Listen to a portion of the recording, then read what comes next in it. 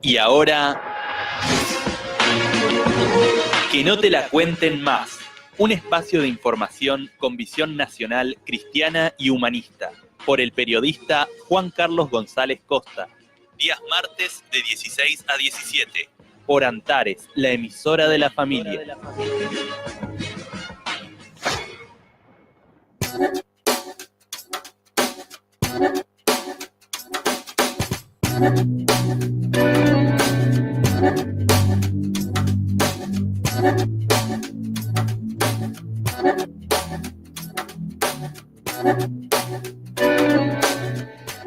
Hola, buenas tardes, queridos amigos. Estamos otra vez en el aire con esto que no te la cuenten más. Que no te la cuenten más, porque hay muchos que te la cuentan. Hoy leía en las redes sociales que el señor Gioja decía que el Partido Justicialista había sido creado el 15 de enero de 1947. Y esto lo repetían otros compañeros que creo que están más extraviados que turco en la neblina, porque el 15 de enero de 1947 Perón fundó el Partido Peronista, que primeramente lo había llamado, había anulado a aquellos partidos que lo habían llevado al poder en la primera presidencia, había formado el Partido Único de la Revolución, pero que después, por pedido de los propios peronistas, Perón lo cambió a Partido Peronista. Pero el Partido Justicialista, Perón lo creó allá en 1973 porque estaba prohibido el nombre de Perón y no se podía utilizar.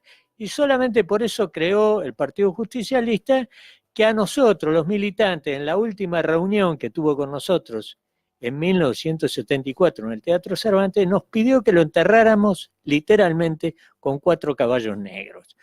Cosa que no se hizo porque todo el mundo quería quedarse con el sello del PJ, y hoy hay muchos compañeros extraviados que pelean por la conducción del Partido Justicialista. Con el Partido Justicialista hay que enterrarlo, hay que ir al Partido Peronista. Pero para hablar un poco de esta crisis que sufre hoy el peronismo, esta crisis que creo que es casi terminal, me animaría a decir, lo he llamado un hombre joven, un profesor que es politólogo, doctor en ciencias políticas, que se llama Pablo Ansaldi. Buenas tardes, Pablo. Buenas tardes, un gusto saludarte. Un gusto para mí. Pablo, yo he leído algunas cosas y he visto algunos videos tuyos muy buenos que hay en YouTube al respecto de esto, ¿no?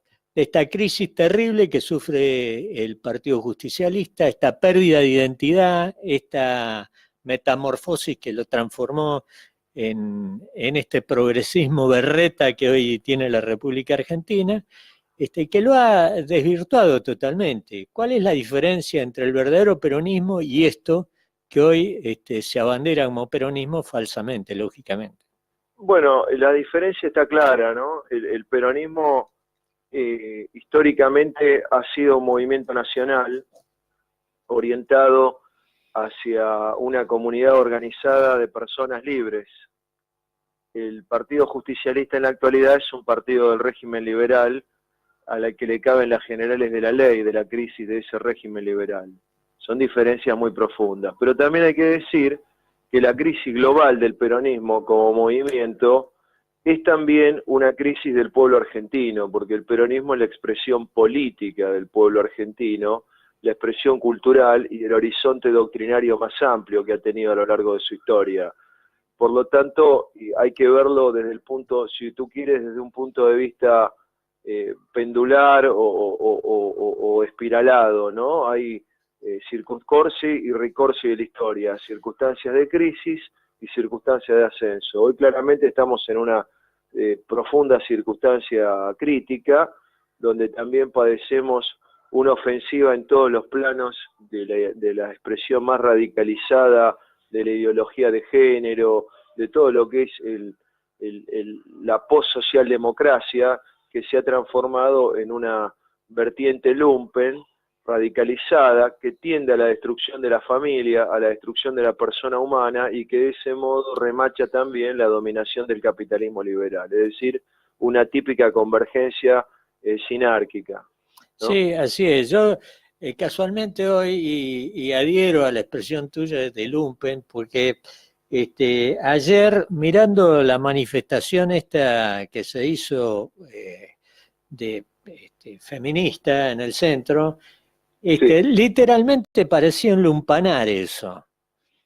Sí, yo atravesé por razones laborales, digamos, la plaza y es impresionante porque hay una cantidad enorme de gente movilizada que va con banderas que no tienen nada que ver con la identidad histórica del pueblo argentino, ¿no? Claro. Hay gente con...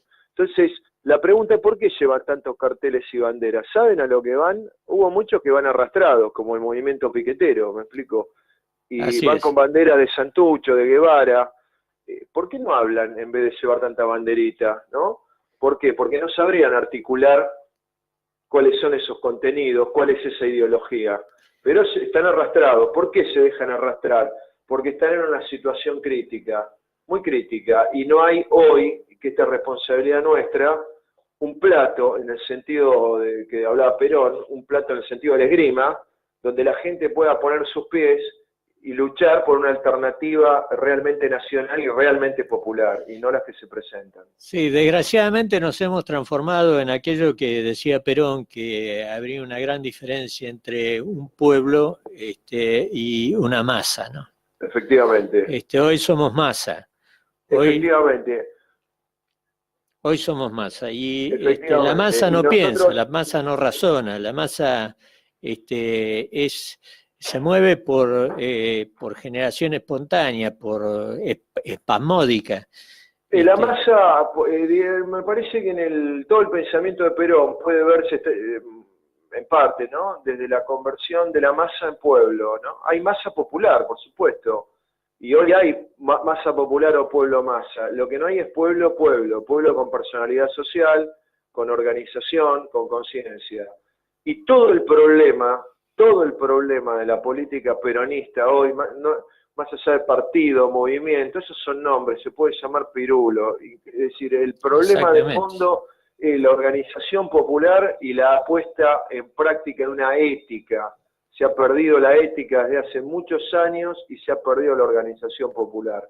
Por lo tanto, queda una masa inorgánica sujeta a cualquier grupo, a cualquier locura, vanguardias, pseudo vanguardias, a estos travestis, no travestis por la ropa, travestis de la identidad política y cultural del pueblo argentino.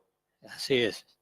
Este travestismo inmoral que sufren muchísimos políticos, muchísimos líderes sociales y aquellos que, líderes sociales entre comillas, ¿no?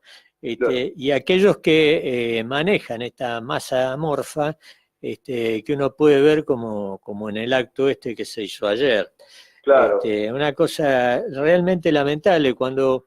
Mirá, yo pertenezco a una generación anterior a la tuya. Yo fui amigo de Bevilacqua, que Sí. seguramente vos, habrás conocido, habrás Sí, escuchado. claro. ¿Andrés Bevilacqua? Sí, de Andresito, sí, de Andrés y del hermano. Sí. Nos conocimos de pibe y bueno, y en aquella época nosotros estábamos preocupados por saber, por entender, por instruirnos. Y así cada uno lleva varios centenares de libros escritos tratando de compenetrarnos. Es distinto a vos, que vos sos un hombre de la universidad. Yo no fui un hombre de universidad. Fui periodista por inquietud y porque tenía un conocimiento general y amplio que me permitió serlo. Pero hoy... es bueno hablar con un hombre joven como vos que tiene esta capacidad que da la universidad de poder analizar cosas con mayor profundidad que el simple conocimiento. Te agradezco. De todos modos, te aclaro un par de cositas, digamos. Yo soy relativamente joven, tengo 47 años. Como diría Perón, uno es joven mientras tenga un cerebro que no se marchite y un corazón que no se intimide, ¿no? y la universidad, por supuesto, sí, pero es un avatar, ¿no? Digamos, yo me hice en una unidad básica de muy chico, a los 12, 13 años empecé a militar y a acompañar la larga experiencia del pueblo argentino, que tuvo momentos buenos, momentos malos, en fin, y que hoy está padeciendo una circunstancia especialmente crítica, una verdadera encerrona estratégica, ¿no? Vos que conociste esta gente que yo te nombre, comprenderás, yo tengo cierta desazón porque veo que nosotros no fuimos capaces de formar una clase dirigente que hoy estuviera al mando de la política, ¿no? No supimos o no quisimos, la verdad que no sé, pero no fuimos capaces de crear esa generación que estuviera tras nuestro y que fuera capaz de asumir una dirigencia. Y así, quienes habían enfrentado a Perón con los fierros en los 70 se adueñaron del Partido Justicialista. Se adueñaron por incapacidad, creo, nuestra, de la gente del CDO, la gente de Guardia de Hierro, que no fuimos capaces de formar esa nueva clase dirigente que Perón nos pedía que formáramos, ¿no? Cuando nos decía que formáramos los anticuerpos. Y en realidad yo creo que este es el fracaso nuestro, al ver esto que ha pasado con el peronismo, esta transferencia que ha habido del peronismo hacia este progresismo berreta, que no tiene nada que ver con el pensamiento de Perón, ¿no? Sin duda. No, nosotros tenemos que transmitir también una esperanza de que la gente vuelva a recuperar la verdadera senda doctrinaria, que es la senda de la patria, ¿no? No es la senda de una persona sola. Perón en el pensamiento, si vos querés, la palabra, el logos de todo un pueblo, marcha hacia su propio bienestar, hacia su justicia y su perfección. Y tenemos que trabajar y recuperar eso. Hoy es 4 de junio, vos nombraste Guardia de Hierro, hoy se cumplen 3 años de la muerte de Alejandro Álvarez. Así es, sí. Gallego Álvarez, que fue un gran formador de cuadros. Los guardianes se caracterizaban, digamos, yo nunca fui guardián, pero se caracterizaban por tener muy buena formación, y también a Álvarez lo he tratado bastante, tenía una relación con idas y venidas difíciles, digamos, por una persona... Era difícil el Gallego. Si yo no era de su organización, pero lo he tratado en distintas circunstancias de lucha, en las luchas contra Menem, bueno, en distintas, ¿no? En el 2001, y debo reconocer que fue un gran peronista, ¿no? Y que hay que también rendir homenaje a su memoria. Sí, por supuesto. Lo mismo has nombrado al comando de organización, recuerdo particular para Alberto Brito Lima. Sí, fui muy amigo de Alberto. Yo lo tengo siempre presente. Un gran tipo, pero con el que también discutí mucho, porque discutí mucho con él en la época de Menem, y lo critiqué también a Alberto. Yo lo quería mucho, claro, pero... Esa fue una época nefasta de la Argentina. Fue terrible, porque... Ahora tenemos la misma línea, ¿no? Porque acá hay una trampa que el régimen aprovecha muy bien. Los montos combatieron donde creía que era el frente principal, que eran las armas. Pero los militares a ese frente efectivamente los aplastaron fácil, ¿no? De modo fácil. Porque el frente principal... que era lo previsible. Era lo previsible. Pensaban como marxistas los militares. Quisieron desindustrializar a la Argentina pensando que terminando con la clase trabajadora industrial se terminaba con el peronismo. Y sin embargo, el peronismo ha pervivido. ¿Por qué? Porque no es un fenómeno meramente sociológico. Es un fenómeno, o vamos a decir, una realidad, una totalidad cultural y política. Es la expresión política del ser cristiano del pueblo argentino, del ser nacional del pueblo argentino. Y eso pervive. Puede tener formas de organización importantes o puede tener elementos y francotiradores sueltos, pero nunca se va a terminar del todo. Vos fíjate que cuando derrocan al brigadier general don Juan Manuel de Rosas, hasta que surge Irigoyen, pasan ¿cuántos? 50 años hasta 1905, sí, ¿no? sí. Y entonces, ¿y los rosistas qué hicieron? Y bueno, laburaron, estuvieron ahí, algunos estuvieron con Roca, otros estuvieron con Alsina, en general estuvieron todos contra Mitre, en general, algunos no, pero estuvieron superviviendo como pudieron. Hoy estamos en una situación similar, pero lo que hay que anunciar es la posibilidad de un nuevo movimiento nacional, el advenimiento de un nuevo movimiento nacional en los marcos del pensamiento doctrinario de Perón. Sí, en eso coincido Eso no plenamente perdido. con vos. Yo No creo que perdido. nosotros somos una Nobel nación, 200 años de historia en un país es nada. Somos un país que recién empieza. 200 años, yo cuento siempre que lo miraba a mi suegro que falleció hace 2 años, que tenía 101 años, y me quedaba pensando mientras lo miraba y él a veces me contaba cosas que habían sucedido en la política cuando él era niño, y yo decía, puta, este viejo vivió la mitad del tiempo que nosotros tenemos como nación. Y ahí me di cuenta que 200 años de historia es absolutamente nada. Está todo por hacer en la Argentina. Y nosotros tuvimos la ventaja de haber tenido al general Perón, que, como vos bien decís, él fue un hombre que captó ese ser argentino y lo manifestó, porque él mismo dice que su doctrina no la escribió él, sino que se la dictó el pueblo, porque era la reacción del pueblo, eran las palabras del pueblo, era lo que él pudo sintetizar, lo que había sido los grandes próceres de nuestra época, de nuestra era, lo pudo sintetizar en lo que es el peronismo, que es una expresión popular del pueblo. Y yo creo que sí, creo que soy un luchador empedernido. Ya tengo 68 años y no he dejado de pelear desde que tenía 12, cuando comencé con esto. Y creo que no voy a dejar hasta el día que me muera. Por supuesto, Juan Carlos. Porque la lucha es así, uno debe luchar por precisamente lo que no hay hoy son ideales. Uno debe tener además, ideales y luchar por esos ideales. Dejamos de ser hombre masa. Exactamente. Y pasamos a ser hombres. Nunca me sentí masa, Pablo. Nunca me sentí masa. No tengo ninguna duda. Pero te quiero decir que el que lucha no es ni un ángel, ni tampoco es un animal. ¿No? Es un ser humano en su cabalidad. Es un hombre. Eso siempre es muy importante, porque la escuela de militancia era una escuela de vida. Hoy día ya no lo es, quizá. No digo que todos, pero mayoritariamente es una escuela de rosca y de trapisonda y de ascenso social, por llamar a... Y de traición.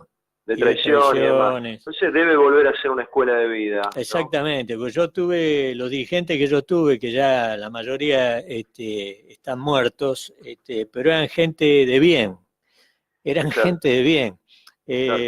Yo nunca iba a esperar que me traicionaran o que si alguna vez tenían que hacer algo que me habían prometido que me iban a hacer y no lo hacían, venían y me decían y yo lo comprendía, porque en realidad no existía la maldad. Hoy la maldad es la regla en el juego político.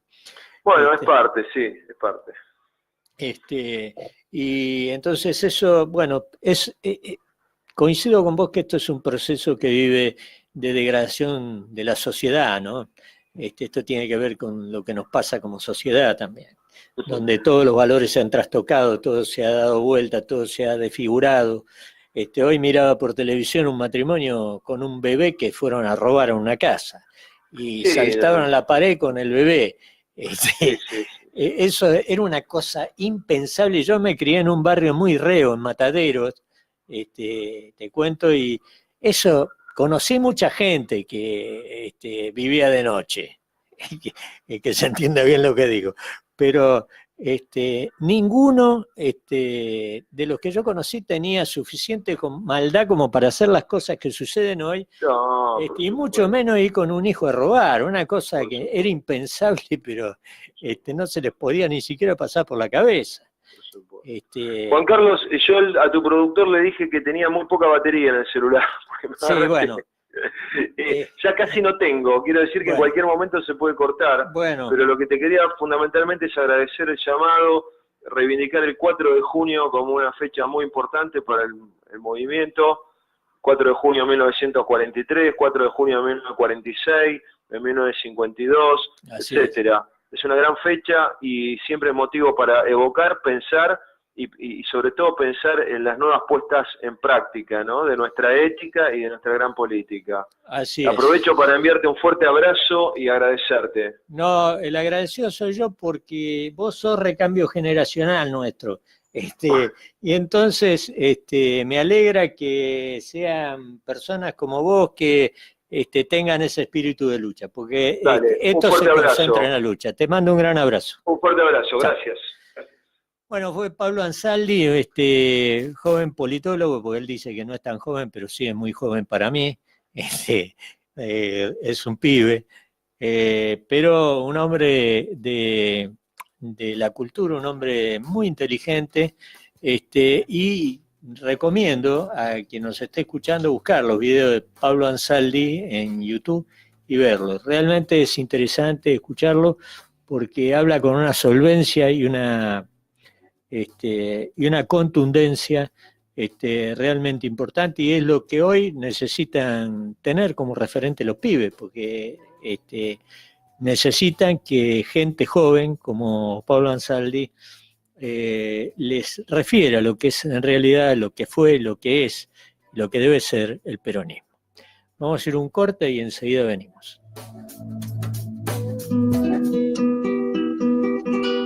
En toda la Argentina, en toda la América, en todo el mundo, escuche por www.am1650antares.com LRI 227 Radio Antares, la emisora de la familia. Vidalita gaucha, Vidalita, cántame los versos.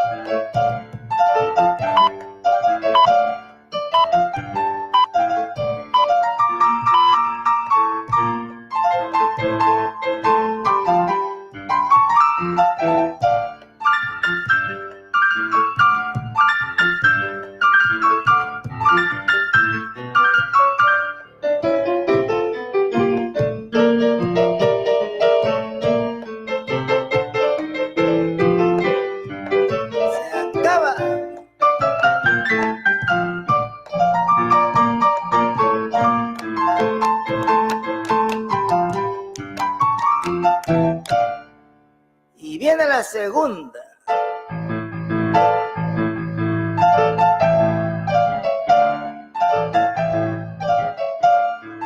Adentro.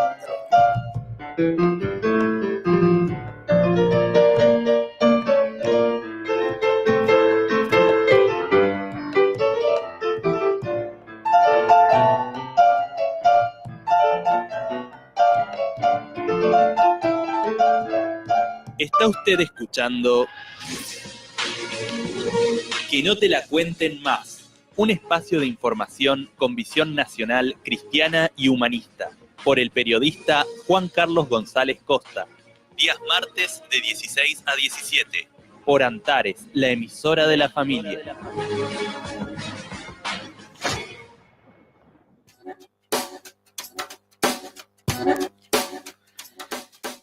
Bueno, acá estamos de vuelta y hemos leído hoy un WhatsApp que me llegó, que escribió Jorge Rulli sobre Lázaro Báez, y me pareció muy interesante sacar con el que lo escribió, con Jorge Rulli, esta reflexión que él escribe en este WhatsApp cortito, Espero que se pueda explayar un poco más sobre esto porque es muy interesante lo que dice. Buenas tardes, Jorge. Juan Carlos, ¿cómo te va? Bien. Te estás metiendo en profundidades filosóficas. Sí. Recién acabo de cortar con Pablo Ansaldi en el bloque anterior, y hablábamos un poco de la crisis política, de lo que es el peronismo y lo que hoy representa el peronismo. De lo que era y lo que es. Sí. Pero quería hablar con vos sobre este mensaje que mandaste, sobre este personaje, Lázaro Báez, que la verdad que uno no sale del asombro porque este gobierno ha hecho todo lo posible para que las cosas que ha hecho esta gente, que han sido terribles para los argentinos, para el patrimonio de los argentinos, queden impunes. Sí, la verdad que sí. La verdad que ha sido una tarea gigantesca la de Macri para ocultar o para postergar toda definición, ¿no? Con respecto a Cristina y con respecto a todos los cómplices, que bueno, están todos tan convencidos de que en un próximo cambio de gobierno van a salir, que por eso me sorprendió ayer escuchando este audio que grabó el juez, grabó el servicio de penales, porque el diálogo de Lázaro Báez se dio desde el pabellón de la cárcel de Marcos Paz a través del teléfono del penal. Entonces, como el juez lo había intervenido al teléfono, entonces se grabó la conversación que él tiene con una novia. Como la mujer lo dejó hace tiempo, parece que tiene una novia que hizo ahí en el penal, seguramente la visita de otro compañero, esas cosas que hacen los presos para rebuscarse una visita. Y entonces él le cuenta con un gran criterio de impunidad, y a la vez de superficialidad y de banalidad, ¿no? Le cuenta que en realidad él era testaferro del que se fue para arriba, se supone que es Néstor, ¿no? ¿Qué otro puede ser? Sí, sí. Y bueno, y es increíble, ¿no? Porque vos decís, y estas cosas se hicieron a nombre del peronismo. Ahora, hoy es 4 de junio, ¿no? Tantos esfuerzos heroicos, ¿no? Tanta gente que dejó su vida, la de su familia, para que Perón pudiera regresar, ¿no? Tantos sueños, ¿no? Para que una banda de delincuentes después se hiciera multimillonaria. Y la gente... Yo hay una frase, perdona que te corte, hay una frase que dijo el día que asumió, porque tengo la deformación periodística de recordar estas frases, tildarlas cuando uno escucha un discurso y después en la mente y después recordarlas siempre. Recuerdo que Néstor Kirchner dijo que venía a fundar una nueva burguesía empresaria. Y lo hicieron. Y bueno, pero lo hicieron con la plata nuestra. Claro, claro. Sí. Y con estos personajes que, gracias a todo a lo mal hecho por la justicia, esta justicia terrible que tenemos hoy los argentinos, y este gobierno terrible, porque el mal que le ha hecho a la República Argentina este gobierno no tiene límites, pero han hecho todo lo posible para que todo lo que hicieron los otros quede impune. Quede impune y para que... Porque hay mucha gente que hoy cree que Cristina Kirchner es una pobre inocente víctima de Macri y que Lázaro Báez es un rehén de la política. Es un disparate, un verdadero disparate. Le llaman presos políticos a toda esta manga de forajidos que están en la cárcel de Marcos Paz. Es increíble, ¿no? Que puedan ser considerados presos políticos, gente que Lázaro Báez tenía 1.500 estancias a su nombre. ¿Cómo vas a tener 1.500 estancias? Es una cosa de loco esto. Y 3.000 propiedades, creo, en total, contando automóviles, casas, terrenos. Sí, un verdadero, hombre que vivía un verdadero sueldo, disparate. Pero bueno, hemos llegado a un grado de adormecimiento, de minusvalía mental, ¿no? Minusvalía política, que ya ni siquiera tenemos esperanza de contar con un buen candidato. Ahí tenemos a Alberto Fernández, que fue uno de los que intermedió en la privatización del Instituto del reaseguro, una de las principales obras que dejó el peronismo, ¿no? Sí, Que dejó Perón. él con Aníbal Fernández destruyeron la Superintendencia de Seguro de la Nación, Claro, y y junto al con mismo eso el banco tiempo, hipotecario. una cosa que poca gente sabe es que hicieron quebrar a más de 500 empresas de transporte del conurbano bonaerense, porque ellos sacaron una resolución en aquel tiempo que yo publiqué varios artículos cuando escribí en un diario grande al respecto. Nadie, por supuesto, me dio ni 5 de bolilla, pero sacaron una resolución donde en aquella época que el peso era 1 a 1 con el dólar, que Sí. todo siniestro ocurrido en la calle, con una empresa de colectivos, donde fuera un particular con un colectivo, el colectivo tenía que cubrir hasta 50.000 pesos, ¿sí? Eran 50.000 dólares, era el valor de un auto. Y que la compañía de seguro no lo tenía que cubrir, era responsabilidad de la empresa de colectivo. Así quebraron. Claro, Porque en pocos meses quebraron y el conurbano se quedó sin colectivos y por eso aparecieron los 050 y toda esa, que fueron cosas que creó la gente para poder suplir. ¿Qué fueron los 0,50? ¿A qué te referís? Los 050, por ejemplo, acá en La Matanza le decían 050 a unos autos que muchos son robados, otros Como destartalados. remises, sí. Claro, Sí, que hacen sí. colectivo, hacen de Remises colectivo. truchos, le decíamos por aquí. Claro. Y Sí. los colectivos, los truchitos, que aparecieron en la provincia Claro, de la Buenos gente Aires. improvisó otras formas de transporte. Claro, porque la gente tiene que transportarse. Hay gente que baja en una avenida de un colectivo, por ejemplo en la ruta 3, y tiene que caminar 15, 20 cuadras hasta su casa, porque no tiene colectivo. ¿Y Claro. cómo viaja? Antes, ¿vos te acordás que había colectivos para ir a cualquier lado en la provincia de Buenos Aires? Claro, A sí, cualquier hora. Cuando yo era pibe, me acuerdo que yo vivía en Liniers, me iba a bailar a los Indios de Moreno, y podía ir en tren o podía ir en el colectivo porque me podía mover tranquilamente a cualquier hora en la provincia de Buenos Aires y tenías transporte. Eso lo terminó Carlos Menem con estos dos personajes en la Superintendencia de Seguros de la Nación. Mirá vos, y además pretenden volver, ¿no? Para seguir cometiendo las mismas fechorías. Sí, ¿no? para hacer las mismas fechorías. Porque la gente, pero tenemos poca memoria, tenemos menos rebeldía, porque yo veo con mucha pena, veo cuántos compañeros, estoy hablando de gente buena, ¿no? Tienen una actitud dócil, ¿no? De encolumnamiento, porque esta cosa de que el que impone su candidatura va para adelante y los demás lo seguimos, este mito de la unidad, ¿no? Se ha incidido tanto que ya hay más de un compañero que te estoy hablando, el día pasado me llamó Mario Cafiero, por ejemplo. Hay gente que está dispuesta a aceptar esta situación y a esperanzarse en que estos candidatos no sean tan malos como fueron, sino que me dicen que van a volver a la Constitución del 49, ¿comprendes? Claro, en este momento sí. El candidato te promete cualquier cosa, eso ya lo conocemos. Cualquier cosa, es Total, como... ¿qué importa, ¿no? Esto me hace acordar a una fábula de quien se escapaba del lobo que lo perseguía para ir a dormir a la cueva del tigre.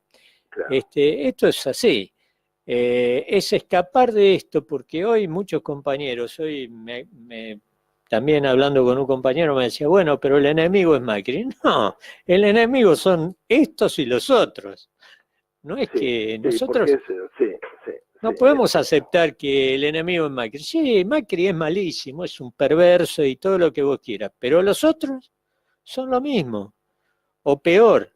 Además, sí, yo estoy convencido que están confabulados, además de aquella entrevista que yo denuncié porque tuve la información de que se reunieron en el campo de Hugo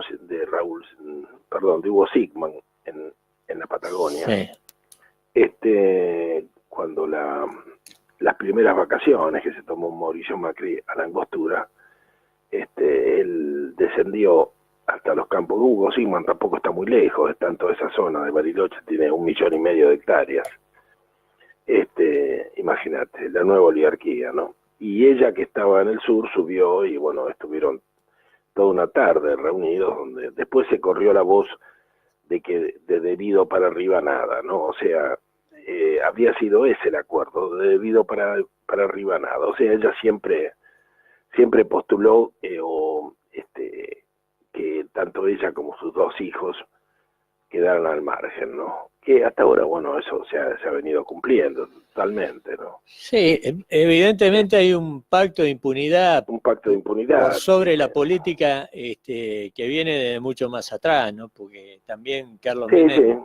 fue Sí, porque en condenado. realidad ellos le abrieron la puerta de la ciudad de Buenos Aires de la intendencia a Macri, ¿no? En algún momento. Sí. Pero bueno, es como el juego de las sillas, ¿no? Hay una lógica que todos aceptaron. Y bueno, están tirando la perinola a ver quién gana, ¿no? Pero hay muchos negocios en común y el sistema, en realidad el peronismo se ha naturalizado muchísimo, el sistema, y eso no está en discusión, ¿no? Yo insisto mucho en que el modelo de la soja se agotó. No puede ser que cuando bajó a $300, de 600 a $300, Cristina perdió las elecciones, ¿no? Y entonces vino Macri y encontró una nueva fuente de recursos, que es la deuda, el endeudamiento exterior. Ahora la soja bajó por un momento a $200, ahora subió a 300 de nuevo, pero está oscilando porque depende de la guerra comercial con Estados Unidos y ahora de la peste porcina en El China. tema de la peste porcina va a ser una catástrofe para Sí, la va a ser una Argentina. catástrofe. Dicen que tienen que matar cientos de millones de cerdos, ¿viste? Con el rifle sanitario, porque esto no lo pueden resolver. Y eso va a exigir o les va a conducir a los chinos, que justamente hoy es el 30 aniversario de la matanza en la plaza de Tiananmen, que fue la última gran rebeldía y donde realmente la República Popular China toma la decisión de pasar al capitalismo.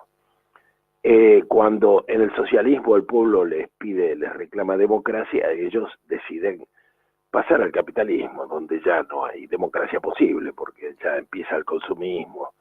Son otras las variables, ahí hubo una estrategia, ¿no? Nunca más van a tener una plaza de Tiananmen, porque ahora los chinos son, como decía Perón, se han insectivizado, ¿no? Se han convertido en insectos de una sociedad urbana moderna y bueno, también nos ha pasado a nosotros, porque claro, de alguna manera también. De alguna manera nos pasó a nosotros también porque desapareció la rebeldía. Sí. Bueno, los chinos en este momento, según dicen los diarios internacionales, tendrían tanta necesidad de carne que no tiene techo. Las importaciones de carne por parte de China no tienen techo. Bueno, sin embargo, la dirigencia argentina sigue apostando a la soja. Yo no me cuesta creer tanta estupidez, ¿no? Porque tampoco la oposición aprovecha. El gobierno de Macri, yo comprendo, no tiene el valor, no tiene el coraje de generar un nuevo modelo rural. Pero la oposición podría decir algo. Yo escuchaba a Gentile, Alegre, es un diputado nacional que está con la Baña, y también apostaba por la soja, y yo digo que para alguien que se postula como superador de la grieta, sería tan fácil decir, nosotros vamos a escuchar a los sectores rurales, los vamos a convocar para escucharlos, nada más, porque de hecho los que están cambiando el modelo son los productores. Exacto. Pues si vos viajás por el campo vas a ver que hay muchas más vacas que antes. Algunos me dicen que hay vacas por todas partes, o sea que la gente está dejando la agricultura industrial para meter hacienda, porque la gente sabe que los chinos la van a comprar, y es mejor vender una vaca que vender el grano, el poroto de soja. Sí. Y además el poroto de soja produce muchísimo rechazo en la población, que al productor le llega, ¿viste? Porque conozco gente de la sociedad rural no de la Argentina, sino de las sociedades rurales locales, que confiesan que hasta los parientes le dicen que son asesinos por los chicos que mueren con las fumigaciones. Y sí, eso, lo del glifosato es una cosa espantosa. Claro, pero entonces él también se da cuenta, y más de uno me ha dicho, el que es rico le paga a uno para fumigar, pero me dijo un tipo, el que fumiga en mi campo es mi hijo. Dice, yo estoy arriesgando la vida de mi hijo, pero ¿qué otra cosa puedo hacer? Si tengo que competir con la soja y la soja es resistente al Roundup, tengo que usar Roundup. Si la soja es un paquete. Esto es lo que muchos no entienden. Hacen una campaña contra el glifosato, pero sería estúpido no usar el glifosato cuando vos tenés una soja genéticamente modificada para ser resistente al Roundup, o sea, al glifosato. Tenés que cambiar el modelo rural, no el herbicida, ¿se entiende? Es tan sencillo, hay que cambiar el modelo rural. Entonces, hay que salir de la soja y meter vacas tal como lo está haciendo el productor. Ahora vos hay una cantidad de gente que es vegetariana, y entonces escucho radios, sobre todo el sábado, ¿viste? El sábado verde, predicando contra la hacienda. Pero yo hablé con el periodista, le digo, pero escúchame, estás escupiendo para arriba, ¿cómo? No, están contra la carne, contra la ingesta de carne, pero ¿qué tiene que ver tu gusto? Puede ser que vos tengas razón y que no sea correcto comer carne por parte de un ser humano, pero aquí se está jugando otra cosa. Entendés que es el modelo rural. Este es un país de grandes praderas. Las praderas nacieron ¿para qué? Para alimentar herbívoros. Y los herbívoros más conocidos son las vacas, ¿no? Pero bueno, es como que resulta difícil comprender. Estamos tan urbanizados, mentalmente urbanizados, que nos cuesta entender estas cuestiones. Yo puedo ser vegetariano. Un país que tiene una planicie como la que tenemos nosotros, una pampa como la que tenemos nosotros, obviamente que debe ser ganadera. Sí. Y entonces, bueno, pensar de esa forma es ser un obtuso, la verdad. Un obtuso, sí. El problema yo creo que he hablado con muchos compañeros porque hay una cantidad de opciones electorales. Yo digo, lo que a mí me sorprende es que no tengan una propuesta válida para salir del endeudamiento y en el año 21 pagar las terribles cuotas de la deuda que vamos a tener que pagar. Entonces, conversando, si no proponen un nuevo modelo rural, ¿qué podría ser? Si no proponen, ¿qué es lo que proponen? No dicen nada. Y entonces lo que hemos convenido es que en realidad todos están confiando en solucionar el problema con el shale gas de Vaca Muerta. ¿Comprendes? Y yo le dije, bueno, pero Vaca Muerta tiene un dueño, que es Techín. Y aparentemente Techín ha cerrado filas con la baña. Y no, pero bueno, claro, todos podrían arreglar con Techín. En realidad el que gane va a arreglar con Techín, ¿comprendes? Porque Techín ha invertido miles de millones de dólares en Vaca Muerta, que dicen que es como la NASA. Ese lugar que se llama Fortín de Piedra, dicen que parece la NASA. La tecnología que se ha invertido allí no es propio de la Argentina, y la cantidad de gas que han encontrado es muy importante. Entonces, yo lo lamento porque a lo mejor salimos de la soja y entramos en el gas, pero seguimos siendo un país rentístico, donde millones de personas no laburan, porque vos recibís un plan, un subsidio por hijo, un bolso de comida, y no laburás, y solamente en la Argentina se vive así. En la Argentina y en Venezuela, mirá cómo terminó Venezuela. No podés vivir. Es que nosotros creo vamos a ese camino, porque una Argentina sin industria, una Argentina sin ferrocarril, sin industria, es una Argentina. ¿Qué otra cosa puede hacer? Sí. Claro. Y además con 20 años en que se ha perdido la cultura del trabajo. Porque antes todo el mundo laburaba. Yo, en varios programas de radio en los que salgo, le digo a la gente, cuando conseguís un laburo en blanco, lo primero es comprarte una moladora, un barreno, ¿viste? El día en que te quedás sin laburo, poné un cartel, hago reparaciones. Sí, seguro. Pero es como que no está, cuesta pensar esto, ¿no? Prepárate para el momento malo, plantá un limonero, prepárate un cantero de huerta, comprate una herramienta, armate con madera un tallercito. Cuando yo era pibe, todo el mundo tenía un taller en el fondo, todo el mundo. En el fondo de la casa. Ahora, yo te digo, le he tenido que regalar a más de un vecino el destornillador, después que me lo piden 8 veces, le digo, no, quédatelo, hermano, si yo tengo 4 o 5. Quédatelo, ¿cómo no vas a tener un destornillador? Después te empiezan a pedir la tenaza. Bueno, quédate con la tenaza. Yo tengo 3 o 4, ¿viste? Tengo un cajón que dice tenazas. Porque una era de mi padre, otra la compré yo. Sí, antes de sí, casarme, como otra la yo en mi compré. casa tengo pila de herramientas. Pero Sí. es que así era De la la Argentina, mía, de así mi se hizo la suegro, de mi viejo. Argentina. Hermano, la Argentina se hizo laburando. Pero sí, Pero yo me acuerdo a la casa de mi viejo, venía el peluquero, nos cortaba el pelo. Venía el tanito, que era el que arreglaba la cloaca, que todo el mundo decía que era millonario, pero el tipo se ponía un saco de eso de laburante y venía con el rollo al hombro. Y los millonarios están laburados. Ahora, pero una vez que limpiaba la coca, después se sentaba en la mesa con mi viejo y se tomaban un vermú. sí, claro, era así. Porque era así, el vermú corría todas las tardes, ¿viste? Y había una picada, pero todos laburaban, Todos laburaban. y Yo me los acuerdo que jóvenes, si salían con la novia, salían con tuve la que ropa salir. algunos hasta con el casco, porque Sí, era un orgullo tener tuve, un casco yo tuve que salir a laburar de muy joven a la calle, ¿no? Porque murió mi papá cuando yo tenía 12 años, mi hermano mayor tenía 17, recién se recibía de maestro, y hubo que salir a buscar laburo porque había que parar la olla y había Sí. que pagar. Y fui, trabajé de tornero, trabajé en el mercado. Al final me consiguieron un trabajo en el Lisandro de la Torre. Ah, mirá vos. Trabajé en la playa en el Lisandro de la Torre. Y bueno, y hacías lo que venía, porque había que laburar. Sí, Y sí. aprendí de todo. Yo ahí manejo un torno, me ponen un torno, manejo un torno, a fresar freso.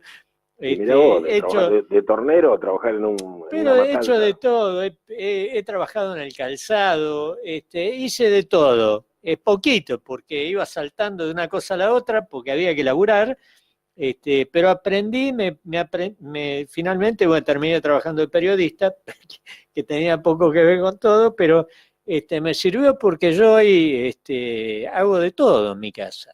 ¿Entendés? Me la rebusco haciendo de todo, arreglo todo. En casa me cargan, me dicen MacGyver porque arreglo de una radio a lo que sea. MacGyver. Pero, Mr. MacGyver, ¿no? Era de la sí, televisión, sí. sí. Me dicen MacGyver porque tengo una cuñada mía que me puso MacGyver porque arreglo de todo en mi casa, pero bueno, porque así No, nos pero es así, creaban. mira, sí. Mi viejo, fíjate, mi viejo aprendió en la fábrica de Perramus. Qué cosa extraña, en los años, a ver, te hablo del año 25, Sí. 1925, 1930. Sí. Tenía como 400 obreros, todos judíos, ¿podés creer eso? Sí, sí. Había obreros judíos. Mi viejo dice que como dicen, los Going eran dos. Los cristianos eran dos. Fíjate vos cómo cambió la Argentina, ¿no? Sí. Y ahí aprendió a trabajar la goma. Y después terminó inventando unos juguetes de goma inflable, ¿no? Hasta que la vulcanización lo dejó de lado, ¿ves? Pero, bueno, el tocadisco de mi casa lo había hecho él. O sea, yo digo, ¿qué tiene que ver el juguete de goma con el tocadisco? No sabía. Sí, y bueno, sí. él hacía el tocadisco, Pero se compraba los libros y hacía todo. sí, Los muebles los había hecho era él. nombre de medio oficio, como dice la Claro. canción. Y vos sabés, el único lugar de la Argentina donde reencontré este tipo de hombres es en la zona andina de Bariloche, del Bolsón, Epuyén. En esos pueblos la gente todavía hace todo, se hace su casa, se hace sus muebles. Es muy común, no te digo todos, pero Sí, es muy común, yo he andado por ahí, conozco, es muy común que la gente ahí se haga todo. Sí, o sea que se mantiene el hombre argentino tal como era. Claro. Que fueron los que construyeron la Argentina potencia, ¿no? Hoy, en realidad, con esto de la conurbanización de la Argentina, nos jodieron la vida, ¿viste? Porque... Y sí, en aquella época los tanos que venían, te hacían de albañil, te hacían de plomero, terminaban haciendo todo. Lo hacían todo mal, pero lo hacían. No, pero lo hacían. Y lo hacían y funcionaba. Porque había que rebuscársela, había que hacer hoy. No, y había una mentalidad campesina, porque fíjate que los paraguayos hoy, En realidad dicen, la mayor parte de los paraguayos trabajan de albañiles o de carpinteros, pero en realidad son campesinos. Siempre el campesino tuvo un oficio. Claro. El campesino, además de ser campesino, tenía un oficio. Pero en realidad todos son campesinos, y por eso yo he visto al Moreno, que por ejemplo, de un barrio hasta el colectivo, las mujeres que salen a hacer servicio doméstico, tienen que caminar 6 cuadras por el barro, y no hay veredas. Entonces los ves a los maridos, 20, 30, con una pala cada uno, el fin de semana, haciendo un caminito, haciendo la vereda, enderezando la vereda, Claro. para que las mujeres puedan llegar al colectivo. O sea, no, los argentinos jamás, vas a ver, le piden al municipio, se quedan esperando. Imagínate el Moreno, pidiéndole Sí. a este personaje siniestro, ¿viste? De la cámpora, te Sí. quedás, Sí, sí. te convertís en hombre de sal esperando que el tipo te haga la vereda. No hay una calle que no esté rota. En cambio, los paraguayos Desastre. ponen las manos en el trabajo y lo Sí. resuelven. Lo hacen ellos. Y lo hacen No esperan ellos, a y nadie, listo, sí. no le piden nada a nadie. Sí. Pero bueno, este era un modo de ser argentino que la conurbanización, o sea, el vivir hacinados en los conurbanos de pobreza ha hecho olvidar, ¿no? Sí, y después otra característica que hemos perdido ha sido la solidaridad. Porque en aquellos años, yo recuerdo mi viejo se vino abajo, estaba en buena posición económica, se vino abajo, tuvo que reconstruir una casa vieja, esa tipo chorizo, y venían hasta los vecinos a ayudarle. Sí, Y el que no hacía gas, le hizo la cloaca, y el que no, le hacía los pisos, y otro venía y le ayudaba a revocar, cada uno sabía y le daba hicieron una mano. y le hicieron la casa. O sea, había un espíritu de comunidad. muy Eso lo hemos perdido los argentinos. Sí. No existe más. Y yo me acuerdo, las reuniones de amigos los fines de semana para laburar, para hacer las casas chorizo. Claro.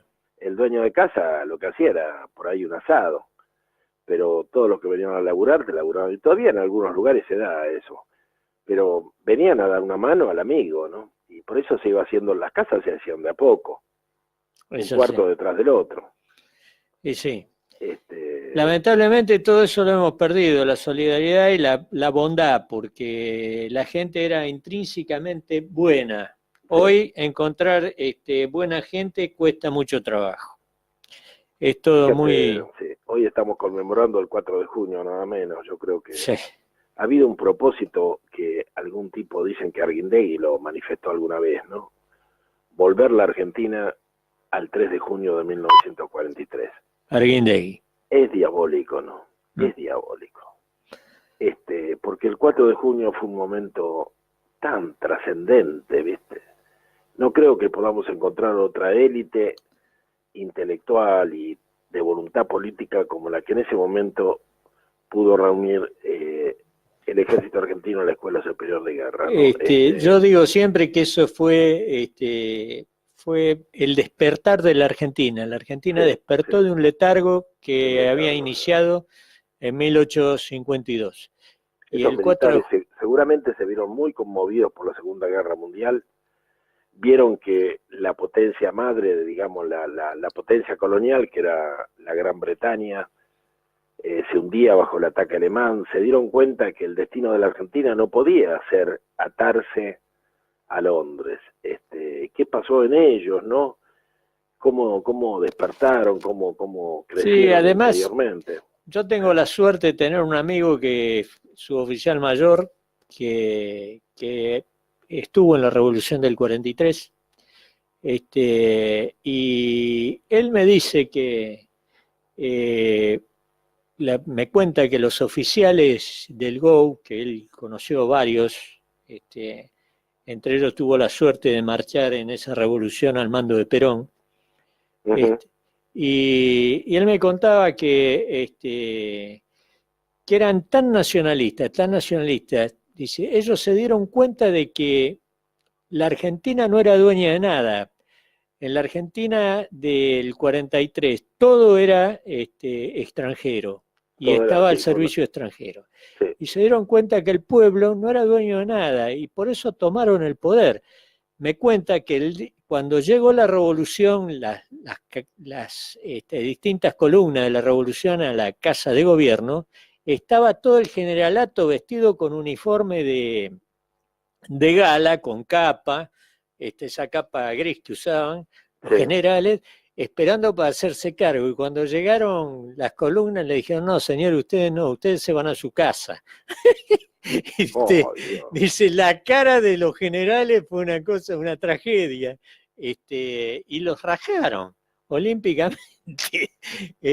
Y por eso pudo hacerse la revolución del 43, porque Y a no mí, contó... mirá vos, eso que me contás, me recuerda algunas historias que yo leí de Egipto, donde se da el mismo fenómeno. Los oficiales jóvenes, con Nasser a la cabeza, reemplazan a la cúpula militar.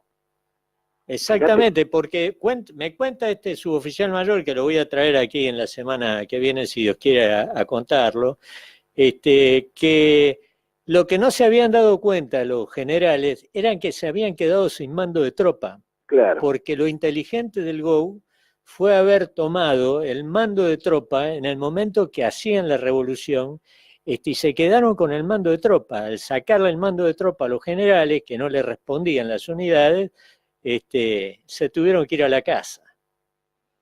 Y mira vos, y es más, fue muy atrevida, porque el primer presidente que ponen es Ramírez. Lo ponen porque Ramírez era el padre de uno de los integrantes del GO, y no se podía ir contra el hijo. No, claro, pero fíjate que es muy interesante, porque cuando desde Londres le preguntan a la embajada qué está pasando, el nuevo presidente de quién es, y la embajada dice es nuestro, es amigo de nosotros, es amigo de... Comprendes que era verdad, Ramírez era Sí. amigo, pero lo que pasa es que Ramírez no mandaba. No.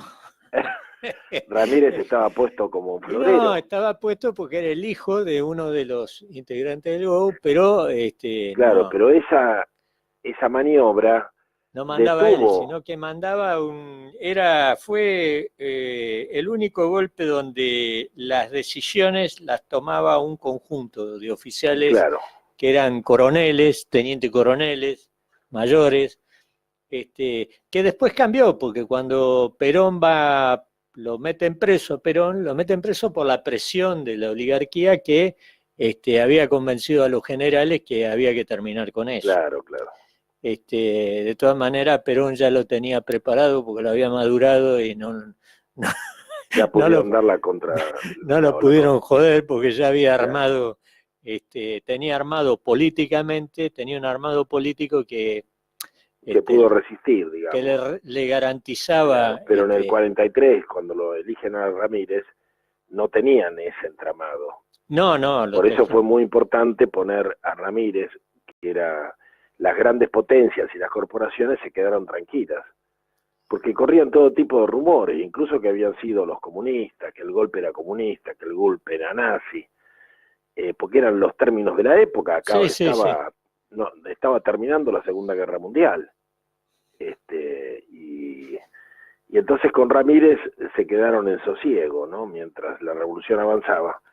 Y después está el hecho muy importante de que los soldados británicos que vuelven de Alemania vencida, una vez en el Reino Unido, cuando hay elecciones, pretenden reivindicar el modo de vida que conocieron del obrero alemán y que ellos no conocían, vacaciones, aguinaldo, un montón de cosas que los alemanes tenían y ellos no. Entonces, ¿qué pasa? No votan al jefe de la victoria, a Churchill, votan al Partido Laborista. Al Partido Laborista, sí. Y entonces gana el Partido Laborista, que era amigo de Perón. Claro. Y entonces Perón ahí puede, de una manera bastante amigable, inteligentemente amigable, resolver el tema de las empresas, que van a ser canjeadas por la deuda que teníamos, ¿no? Y pero además, ahora, vos que conocés esta historia como la conozco yo, que conocemos lo que pasó después, pues yo en este momento estoy escribiendo un libro que se llama, le voy a poner de título La historia de la frustración argentina, donde hablo de todo esto, ¿no? ¿hablo de qué? y ¿Dónde hablas de qué? de todo esto, hablo de de todo la esto. revolución del Go, lo que pasó, cómo trató de impedírsela a Perón, cómo Perón zafó todo esto. Eh, y ¿dónde quedaron esos hombres que acompañaron a Perón? ¿Dónde están? Porque Perón pudo hacer lo que hizo, porque tuvo un gran equipo de gente. Y sí, y Este, tuvo y, gente como Mercante o gente como claro, Pistarini, el general Velázquez, el general Iñiguez, claro, todos eran de la misma época, de la misma, pero supongo que de la misma camada o camada parecida, ¿no? ¿dónde quedó la raza de hombres de esos? Sí, Desaparecieron, y sí, porque cuando desaparecieron. vemos lo que es hoy el espanto que es la dirigencia argentina, es un espanto. ¿Dónde están esos tipos? Porque tuvo gente que el que fue ministro de Salud, el ministro de Economía, Sí. que eran verdaderos genios. Los tipos hicieron milagros con la Argentina de aquella Hicieron época. milagros, sí. El otro, creo que se llamaba San Martín, que estuvo en la Fábrica Nacional de Aviones en Córdoba, Sí, que vivía dentro de la empresa. sí. Pero esos Este, tipos eran que gigantes. hizo maravilla, terminó la fábrica construyendo utilitarios, automóviles, De todo, hasta los camionetas, de todo, paracaídas, hasta los paracaídas. los fusiles, los paracaídas, los aviones. Yo cuando me cuentan lo que era esa fábrica, es difícil de creer las cosas, hacía todo.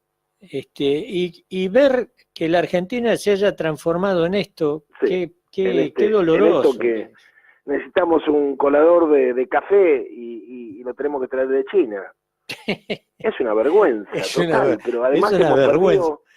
hemos perdido la vergüenza, ¿viste? Es así, hemos perdido la vergüenza y hemos perdido esa gente, esa calidad de gente, esa calidad de argentino Sí. que la Argentina no fue capaz de producir. A mí me queda impregnada las palabras de Perón cuando en el 74 tuvo que ser él candidato, porque él no quería ser candidato a presidente, Y la verdad que este, no y tendría dijo, y preguntó, pero ¿cómo la Argentina no ha dado un hombre como para que se haga cargo? Y tuvo que hacerse cargo él. increíble. Bueno, Jorge, seguiría hablando un par de horas más con vos.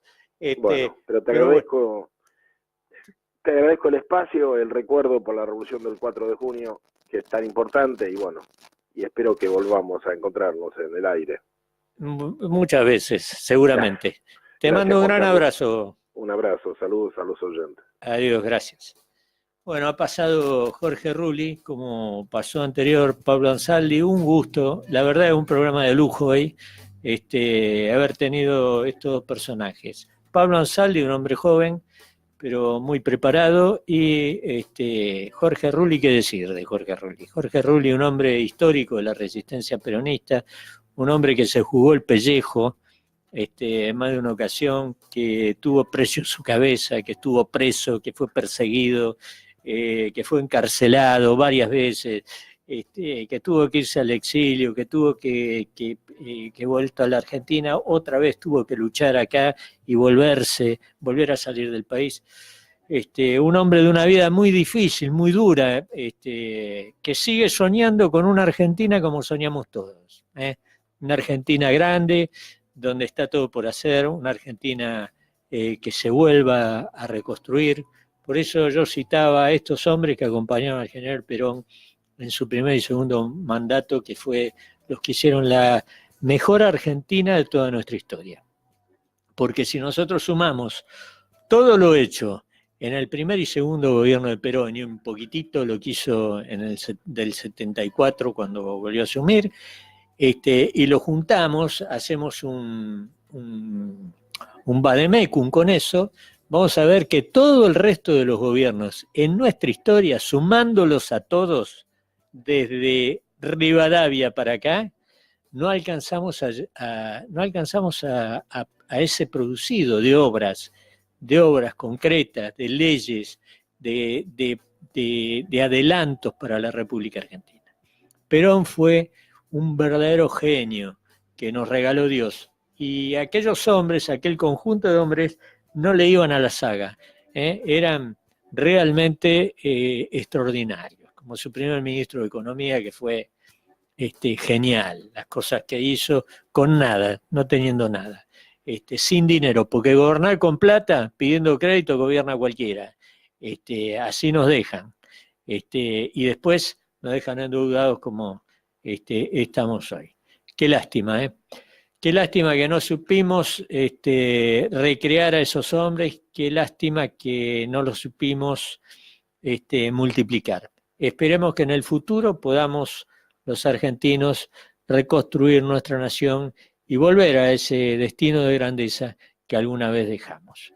Los despido en este 4 de junio del 2019, un día de gloria para la Argentina, donde se dio aquel golpe de Estado en 1943, único golpe en la historia argentina, nacionalista, cristiano y humanista, que se dio para sacar del letargo al pueblo argentino, para ponerlo donde lo puso después Perón, a partir de su trabajo en la Secretaría de Trabajo y Previsión, donde preparó el terreno y lo fertilizó para después hacer lo que hizo del 46 al 55.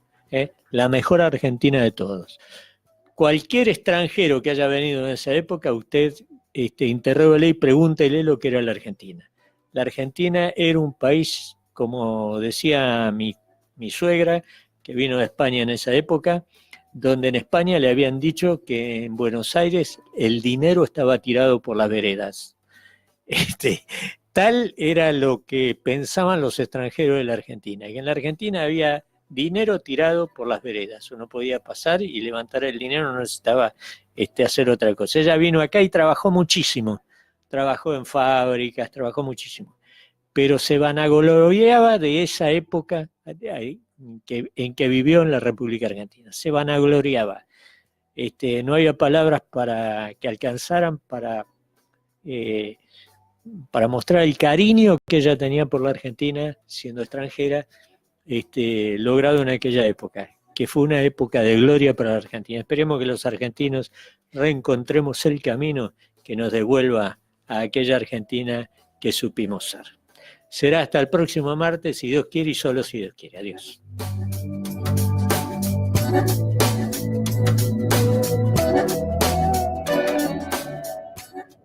Fue